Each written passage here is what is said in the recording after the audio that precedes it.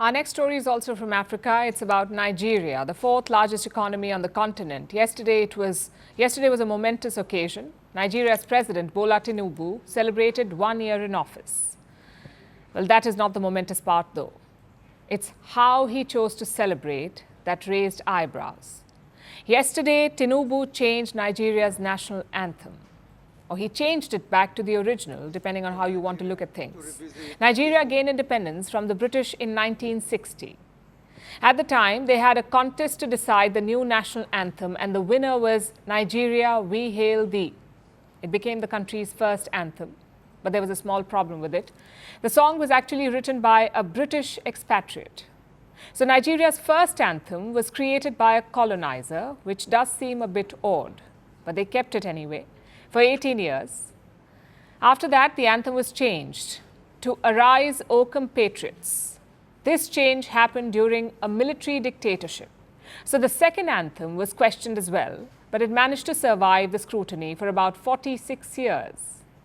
Until yesterday, when Tinubu and his government dropped it and brought back the colonizer's creation.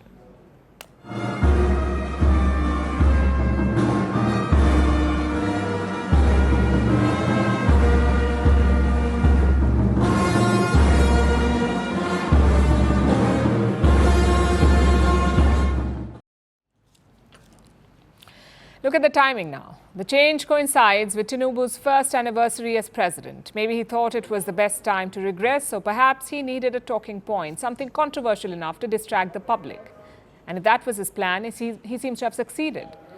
Some opposition politicians are outraged. This is Nigeria's former education minister. She criticized the inclusion of terms like native land and tribe. She feels they are pejoratives in 21st century Nigeria. A former senator put this up to highlight the government's misplaced priorities. He says, "We have a bacterial infection, but we opted for Prada fragrance instead of penicillin." Strong words. He said that Nigeria needs to focus on its economic and security issues. We highlighted a major security breach a few days ago when more than 150 people were abducted from a village in Nigeria. The kidnappers hit the same village twice in 2 days, and the authorities did nothing to prevent that. That's the sort of security issue that plagues the country. Earlier this year, about 300 school children were kidnapped in northwest Nigeria. The northern part of the country is home to terror groups like Boko Haram and also bandit gangs who kidnap people for ransom. Tinubu swore to protect the country if he was elected. But 1 year into his presidency, the mass kidnappings continue. The president says he's doing the best that he can. His defense minister says that more than 9,000 terrorists and bandits were killed over the last year, but that has not stopped the kidnappings and killings. On average, more than 20 people are kidnapped in Nigeria every day, but Tinubu doesn't want to talk about that. So a new anthem seems like a good way to distract people. Then there's the other big problem, Nigeria's faltering economy.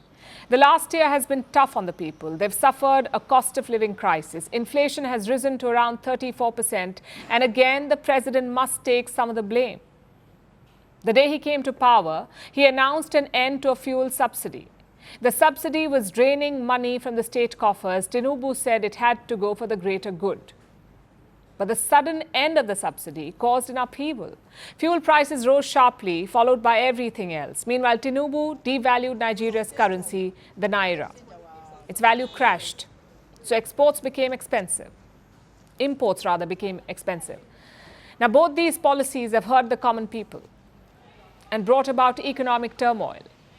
Another thing Tinubu would like the people to forget. So again, the anthem debate may help him turn attention away from the state of the economy and instead have them debating about which anthem has better lyrics.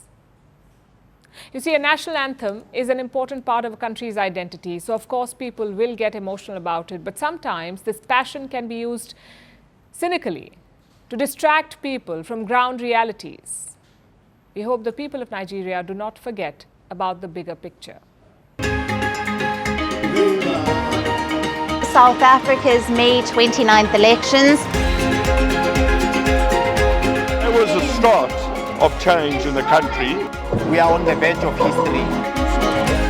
I am standing here at the forefront of change, where voices echo the call for action. The nation grapples with an unemployment crisis.